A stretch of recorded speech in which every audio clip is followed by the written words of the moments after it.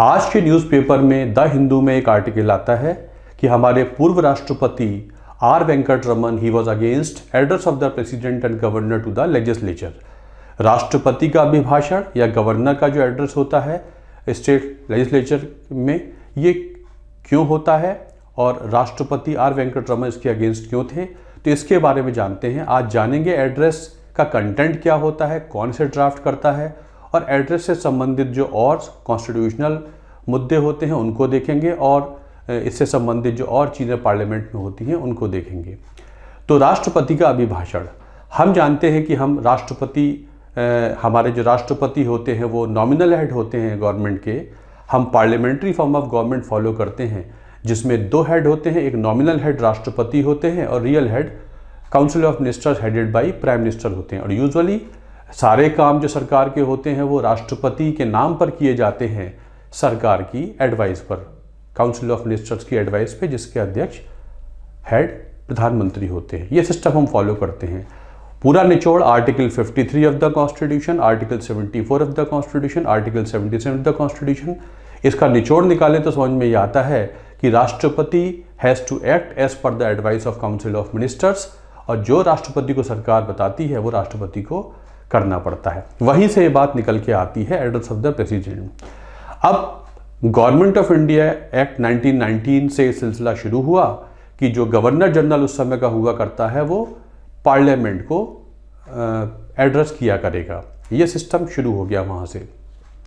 संविधान जब लिखा गया तो संविधान में आर्टिकल 87 है। आर्टिकल 87 में special address by the president, article ये कहता है कि at the commencement of the first session of the first session after each general election to the house of the people and at the commencement of the first session of each year the president shall address both the houses of parliament. The president shall address both the houses of parliament assembled together and inform parliament of the cause of its summons। तो ये article 87 ये कहता है कि राष्ट्रपति संवैधानिक तौर पे बाउंड हैं कि साल में एक बार, जब साल का पहला सेशन शुरू होता है जिसको हम बजट सेशन कहते हैं, उस सेशन के शुरू होने के वक्त और जब जब लोकसभा के इलेक्शंस होंगे, तब जो लोकसभा बन जाएगी, हाउस कॉन्स्टिट्यूट हो जाएगा, तब राष्ट्रपति दोनों हाउसेस को एक साथ संबोधित करेंगे। यह आर्टिकल 87 कहता है। जब हमारा संविधान शुरू हुआ था 1950 में, तब प्रोविज़न ये था कि राष्ट्रपति हर सेशन से पहले दोनों हाउसेस को एक साथ बिठाकर एड्रेस किया करेंगे। 1950 में संविधान कमेंसमेंट हो गया। 1950 में जो 3 सेशन हुए उसमें राष्ट्रपति ने तीनों सेशन के शुरू में ये एड्रेस किया था। बाद में जब तीसरा सेशन चल रहा था 1950 में, तब पार्लियामेंट में ये बात उठी कि बार बार रिपीटिशन करने से क्या फ़ायदा, साल में वही बातें राष्ट्रपति बार बार कहते हैं, तो इसको चेंज कर देते हैं। और आर्टिकल 87 का जो कंटेंट था वो अमेंड कर दिया गया। 1951 में जो पहला संशोधन आया उसमें यह अमेंड किया गया कि साल में जो 3 सेशन होते हैं, हर सेशन से पहले तो नहीं, लेकिन हाँ, जो साल का पहला सेशन है जो कि बजट सेशन होता है उससे पहले शुरुआत में, और उसके बाद जब जब नई नई लोकसभा बनेगी तब तक राष्ट्रपति दोनों हाउसेस को एक साथ संबोधित किया करेंगे। ये चेंज आर्टिकल 87, ओरिजिनली ऐसा नहीं था लेकिन अमेंडमेंट होने के बाद ये ऐसा हो जाता है। तो राष्ट्रपति पार्लियामेंट को संबोधित कर सकते हैं और दोनों हाउसेस को एक साथ बिठाकर संबोधित किया करेंगे। अब जो राष्ट्रपति का एड्रेस होता है, जिसे हम एड्रेस ऑफ द प्रेसिडेंट कहते हैं, इसको आप ऐसे भी समझते जाइए, राज्य में गवर्नर का एड्रेस होता है स्टेट लेजिस्लेचर के लिए।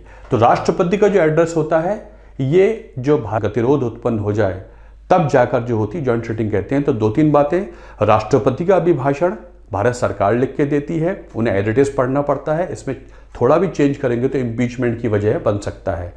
गवर्नर को ले लें राज्य में, गवर्नर ऐसा करते आए हैं कि राष्ट्रपति जो राज्य सरकार ने लिख के दिया है उसे उन्होंने ठीक से नहीं पढ़ा है या चेंज कर दिया है। लेकिन चूंकि गवर्नर का रिमूवल राष्ट्रपति के हाथ में होता है तो राज्य सरकार कुछ नहीं कर पाती है। राज्य सरकार ज़्यादा से ज़्यादा डिसअप्रूव कर देगी गवर्नर के कंडक्ट को अपने हाउस में रेजोल्यूशन पास करके। तो गवर्नर इसमें चेंज ले भी आते हैं, कई बार देखा गया है, लेकिन सेंटर में आज तक ऐसा नहीं हुआ कि राष्ट्रपति ने राष्ट्रपति अभिभाषण में कोई बदलाव किया है। सरकार लिख के देती है, इसके अगेंस्ट मोशन ऑफ थैंक्स दोनों हाउसेज में पास होता है। दूसरा point, motion of thanks Lok Sabha में पास ना हो, इसका मतलब सरकार के खिलाफ नो कॉन्फिडेंस मोशन जैसे आसार बनने लगते हैं। आज तक ऐसा हुआ नहीं है। तीसरी बात, इसे ज्वाइंट सिटिंग नहीं कहा जाता। भले ही दोनों हाउसेज साथ बैठ के सुनते हैं राष्ट्रपति के अभिभाषण को, इसे ज्वाइंट सिटिंग नहीं कहते हैं।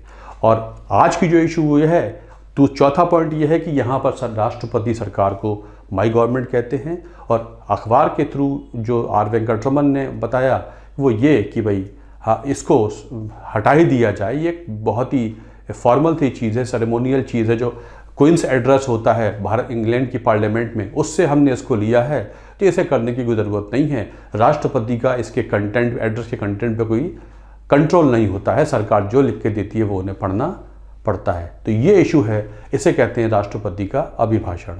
तो साल का कभी भी एग्जाम में आप क्वेश्चन देखेंगे तो ऐसा हो सकता है कि the first session of the year begins with which of the following. जो साल का पहला सेशन होता है वो किससे शुरू होता है?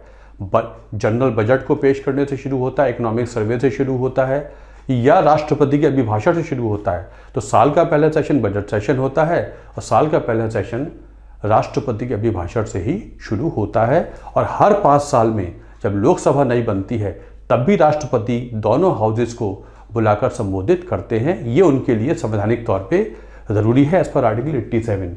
उधर आर्टिकल 86 भी हुआ करता है। आर्टिकल 86 में यह लिखा हुआ है कि राष्ट्रपति चाहे तो कभी भी दोनों हाउसेज या दोनों हाउसेज को अलग अलग संबोधित कर सकते हैं, वो उनके डिस्क्रिशन पर है। लेकिन यहाँ 87 में तो राष्ट्रपति बाउंड है संवैधानिक तौर पे कि उनको ये एड्रेस देना ही पड़ेगा।